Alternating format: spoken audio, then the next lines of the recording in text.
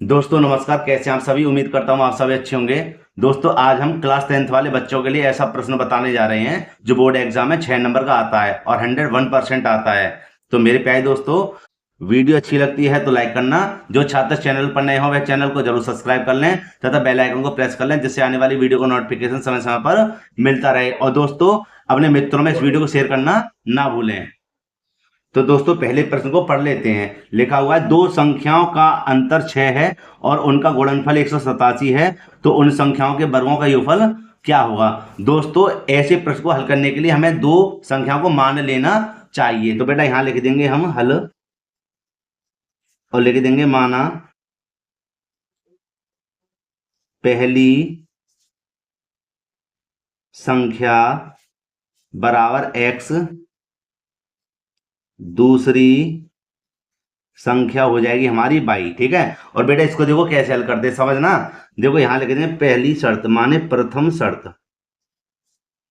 प्रथम शर्त। और बेटे देखो अब सवाल को पढ़ लेते हैं कि दो संख्याओं का अंतर 6 है। बेटा यहां पर बात को लिख दो, क्योंकि एग्जामिनर आपको तभी नंबर देगा 6 नंबर जो आप पूरे पूरे इसको बातों को लिखोगे। लिख देंगे दोनों संख्याओं, दोनों संख्याओं का अंतर कितना है बेटे, 6 है। और बेटा यहां पर दो संख्या कौन कौन सी हैं, एक x है और एक y है।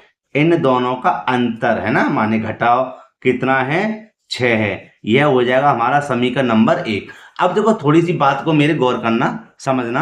आगे क्या कह रहा है कि उनका गुणनफल 187 है। जब यहां पर गुणनफल की बात कह दे, समझ रहे ना, या ये पहले आ जाए या ये बाद में आ जाए, मतलब गुणनफल की बात कह दे, तो हम क्या करेंगे के तो इस वाले संख्या को या इस संख्या को पक्षांतर कर देंगे, समझना। या तो इस संख्या को इस संख्या को पक्षांतर कर देंगे। और देखो हम ऐसे पक्षांतर करेंगे जिससे कि हमें समीकरण नंबर 2 में उसका मान रखने में आसानी हो। देखो बेटा बात को समझो पहले। तो मैं क्या कर रहा हूं, देखो x ये रहा, 6 ये रहे, इसको मैं इधर कर देता हूं, समझना। ये आपकी मर्जी, आप इसे करो इसे करो, मैं तो भैया इसको कर रहा हूं। ये हो जाएंगे हमारे काय के प्लस के y। ठीक है, समझे नहीं समझे। आप पहले प्रश्न को समझ लीजिए, आपके आसानी से समझ में आ जाएगा भैया कसम से। देखो ये हमारे इतना हो गया। अब हम क्या करेंगे, आगे पढ़ते हैं। और उनका गुणनफल 187 है, और आ गया या कॉमा लग गया, तुरंत लिख दो यहाँ पे द्वितीय शर्त। क्या लिख देंगे, द्वितीय शर्त। तो यहां लिख देते हैं द्वितीय शर्त, ये लिख दिया जी मैंने। और यहां पर लिख देंगे हम क्या आगे, कि उनका माने दोनों संख्याओं का। यहां बेटा लिख देंगे दोनों संख्याओं, दोनों संख्याओं का गुणनफल, का गुणनफल कितना है, ये 187 है। बेटा दो संख्याएं कौन कौन सी हैं, यहां पर मैं बता दूं, एक x है और एक y है। इन दोनों का गुणनफल कितना है, 187 है बेटा, है ना। इसको सरल कर देते हैं, x और y, ठीक है, गुणा हुई x y बराबर 187। बेटा ये हो गया हमारा समीकरण नंबर 2। अब बताऊं मैंने ये यहां पर क्यों ऐसा लिखा था। देखो मैं यहां पर लिखने जा रहा हूं क्या, कि समीकरण 1 से, समझना, समीकरण 1 से x का मान, x का मान समीकरण 2 में रखने पर, आई समझ में नहीं आई, नहीं आई तो लो और समझो। यहां पर मैं लिख देता हूं समीकरण नंबर 2। क्या लिख देता हूं मैं, समीकरण नंबर 2। क्या है समीकरण नंबर 2, x और y, और है हमारा 187। ठीक है, लिख दिया। क्या है ये समीकरण नंबर 2। और मैंने क्या कहा था, समीकरण 1 से x का मान, तो भैया x का मान क्या हमारा, यहां देख लीजिए 6 प्लस के y, यही तो x का मान। तो यहां लिख देंगे x के स्थान पे 6 प्लस के y। ठीक है, कोष्टक बंद। और यहां पर है क्या, y बराबर 187। अब आई समझ में नहीं आई, अब आगे हुई आसानी से। तो देखो मतलब मैंने क्या करा, मैंने x के स्थान पर इस वाले मान को लिख दिया, x के मान को। अब सरल कर देते हैं कि 6 की पहले y की हम 6 में गुणा करेंगे, क्या हो जाएगा 6y, समझना। भाई y की 6 में गुणा करी 6y, प्लस के हो जाएंगे y की y में गुणा करेंगे, क्या हो जाएगा y स्क्वायर बराबर में 187, ज्यों का त्यों। अब मेरे प्यारे बच्चों यहां पर जगह नहीं तो मैं दूसरे पेज को ले लेता हूं। तो देखो बेटा यहां पर मैं लिख देता हूं क्या, कि यहां पर मैं लिख दूंगा पहले क्या y स्क्वायर, ठीक है, पहले बड़ी घात फिर छोटी घात माने 6y और बराबर में 187 ये आ गया। और यहाँ पर हम क्या करेंगे, यहाँ पर भी कुछ नहीं करेंगे, ऐसे ही रहने देंगे, उसको थोड़ा सेट कर लेते हैं। ठीक है, देखो बेटा यहाँ पर कि हमें क्या करना है, हमें पहले इस चीज को पक्षांतर करना है इधर, समझना। तो पहले क्या थी बड़ी घात, फिर यहाँ पर थी छोटी घात और यहाँ करेंगे पक्षांतर 187 हो जाएगा माइनस का बराबर 0। क्यों पक्षांतर किया, क्योंकि यह बन गया द्विघात समीकरण और द्विघात समीकरण के हमेशा क्या होते हैं, गुणनखंड होते हैं। तो हम 187 के ऐसे हमें फैक्टर करने हैं कि यहाँ पर प्लस के कितने आ जाए, 6 आ जाए, क्या आ जाए, प्लस के 6 आ जाए।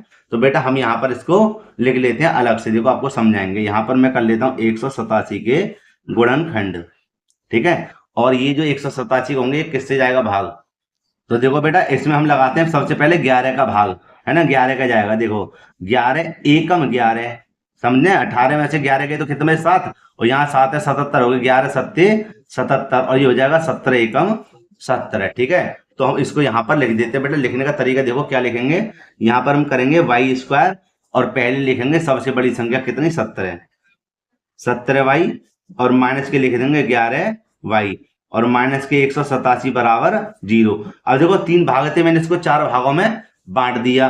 तो मैं क्या करूंगा, इसको ले लूंगा 2 कॉमन, ठीक है, ले लिया। और यहाँ देखते हैं क्या कॉमन है, इन दोनों में हमारा y कॉमन है। क्या कॉमन है, y कॉमन है। तो हम छोटी वाली y को ले लेंगे बाहर और यहाँ पर देखेंगे 2y में से 1y बाहर आई तो कितनी बची, 1y प्लस के यहाँ पर क्या बचा 17 माइनस, दोनों में देखो क्या कॉमन है, 11 कॉमन है।